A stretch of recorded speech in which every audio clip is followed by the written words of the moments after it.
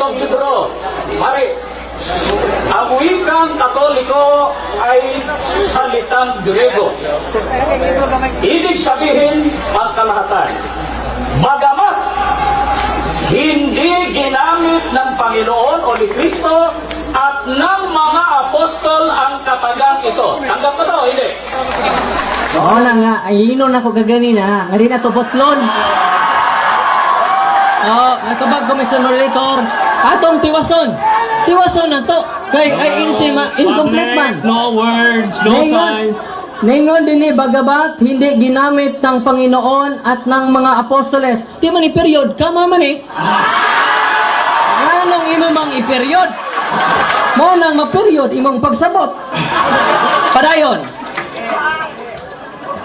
Katagang ito ang diwa ng kanilang mga gawain at utos ay katolika o pangdaigdigan at pangkalahatan. Inyong gawing alagad ang lahat ng bansa. So klaro, Catholic. Iritso lang lagi basa. Mo lang aaron makumpleto, parang dili ma-incomplete ba? INC.